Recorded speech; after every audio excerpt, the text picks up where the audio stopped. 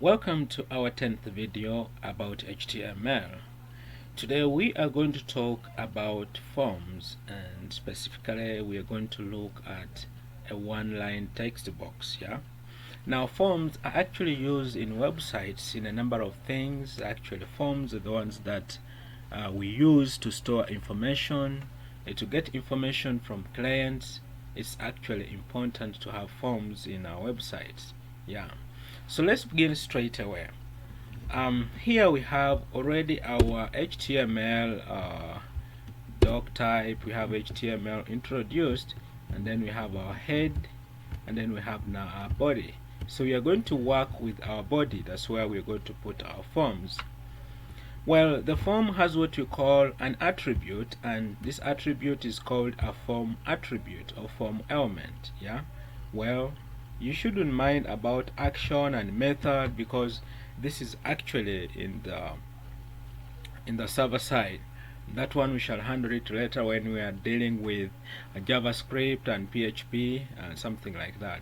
But now, since we are not focusing on the server side, we are actually looking at how do we make these text boxes that are going to hold information, or forms that are going to hold information. So to have that, we have to introduce what we call a form element. Alright, and here is a comment. This should not be taken serious. It's just a comment to remind us that here is where we are supposed to input our text element. Okay, so we go right away here and then we start. Alright, remember, this is just a comment. Even if I refresh this to my page, you see there is nothing here. Okay, now when I come here, I'm going to import what we call a one-time text box form, right? Code, right? So I come and put input. It's an input. Okay, input type, right? Input type. I can give it an equal sign, and I say open quotes. The type of input I want is text, isn't it? So after putting text, I can come outside the quotation marks, and then I introduce another attribute called name. Name, and I put equal signs. I can also put the quotation mark, and I leave it empty, and that's all I need to do. And then I close, of which I've already closed here. Okay, so that is what we can do with one-time text box, right? So I go ahead and save this, and then I come here and refresh my page. You see I have a text box. You can see when I click on it, you see that the cursor is actually blinking around, meaning I can put a name. Let me say, this is KAWA, right? KAWA Uganda. It's a text box. It's a form, actually, a one-line text box where you can insert your text. Alright, okay, now you can insert as many as possible, right? So you can just come here and then you say, maybe I want 2 of this, or 3 or 4. Let's say you want 2, you copy this, and then you hit the enter button, and then you paste around. Alright, so when you save this, Ctrl S, or you go up here and then save, and then you come and refresh your web browser, you'll find that you have 2 text boxes. Alright, well, you may also say you don't want to have them aligned horizontally, you want them to come down vertically. You can still do that.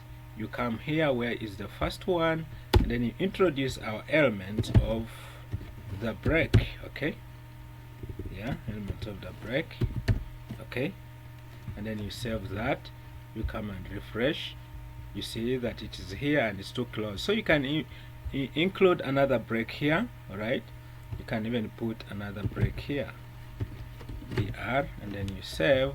When you save and come to refresh, you see that there is a space between here and here. So this is one text box. Maybe you can even put the name of the company, right? KAWA. Okay, and maybe you can put your name. Alright, okay, alright. There we go. So something like that, you see, can be deleted, can be, it's a text box. Actually, it's supposed to hold the text to input, and then the form will send it to the server, and then the person who is intended to receive your information will get it right there. Alright, that is it. What if now, of course, now here when you intend to type a lot, let me say KAWA services Uganda. Alright, you see that when you continue to type, it keeps on scrolling to the latest. But as well, you can decide to just have this limited to a number of characters, or actually widened, right? So you can just come here, maybe now this is the first one, you come in the first text box, which is right here, and then right, this one stops here, okay? Then you come here immediately after the text, here after the name, and then you can introduce another attribute called size, right? Okay, I prefer using small letters. Size, right, is equal to, you can give it to 100, yeah, 100 characters, alright, and then you go all ahead and save your work. After saving, you come to your browser and refresh. You can see that this is way too long, right? Yeah, let's be a little bit more accurate, okay, more precise. Maybe we give it 50. Alright, so when you save this, alright, and then you come to your browser and refresh, you find that your text box is that long. Alright, so you can just choose. I just wanted to inform you that you can add a size and anything to your whatever text box. So you can type in anything, you see. So it is limited to 50 characters. The moment it finishes 50 characters, it will now go back to the scrolling part, alright? To make sure that you fit in all the information. You may have limited it to 50 characters, but the user intends to type in maybe like 65 characters. Of course, this text box will hit 50, and then it will just continue to sort of scroll to the latest.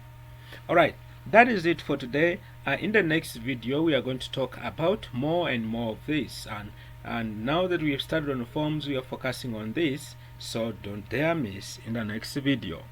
See you. Bye bye.